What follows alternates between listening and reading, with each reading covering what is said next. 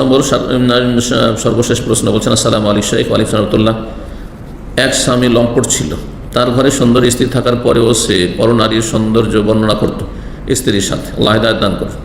এরা পাপিষ্ট। সেই জেদে স্ত্রী তার অনুপস্থিতিতে হারাম কাজে লিপ্ত হয়। আউযুবিল্লাহ। মদকে মদ দিয়ে পরিষ্কার করা যাবে, পায়খানাকে পায়খানা দিয়ে পরিষ্কার করে, পেশাবকে পেশাব দিয়ে পরিষ্কার করবেন। অন্যায়কে অন্যায় দিয়ে দূর করা যায় না, অন্যায়কে ন্যায় দিয়ে দূর করতে হয়, নির্মূল করতে হয়।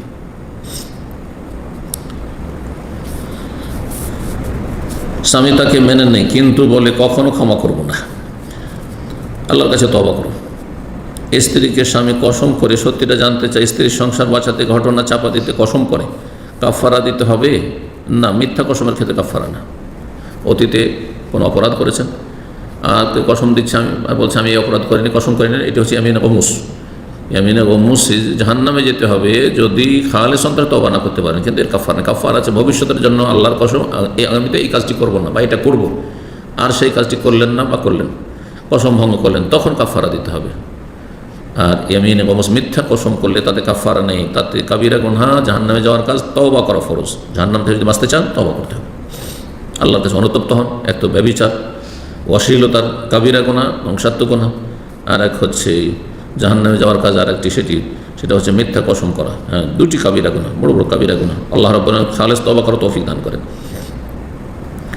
স্ত্রী এখন তওবা করে নামাজ রোজা পর্দা সবাই পালন করছে, তবুও স্বামী তাকে সাবালক সন্তানের সামনে ছোট করে, বলে তোর মা খারাপ ছিল। আল্লাহ সবাইকে হেদায়েত দান করুন। খোটা দেওয়া ভালো কাজ নয়।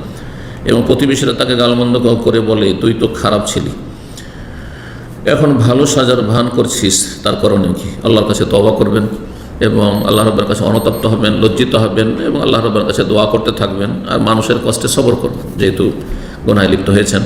কেউ যদি অন্য গুনাহ করে আপনাকে কষ্ট দেয়, খোটা দেয় অথবা আঘাতমূলক কথাবার্তা বলে, তারা গুনাহগার হবে, কিন্তু আপনাকে সবর করতে হবে। ওয়াস্তাইনু বিস-সাবরি ওয়াস-সালাহ, বেশি বেশি সালাত পড়ুন, ফরজের পরে সুন্নত নফল, আর আল্লাহর কাছে ধৈর্যের সাথে সাহায্য কামনা করুন। আল্লাহ রাব্বুল আলামিন যেন দিনের উপর প্রতিষ্ঠিত রাখেন, তওবা কবুল করেন, ভালো মানুষের সারা জীবন থাকার তৌফিক দান করেন, ভালো মানুষদের সাথে থাকার তৌফিক দান করেন। এবং রব্বুল আলামিনের কাছে দোয়া করে আল্লাহ আমাদের সকল গুনাহ খাতা যেন মাফ করে দেন। রব্বানা আতিনা ফিদ দুনিয়া হাসানাহ ওয়া ফিল আখিরাতি হাসানাহ ওয়া কিনা আযাবান নার।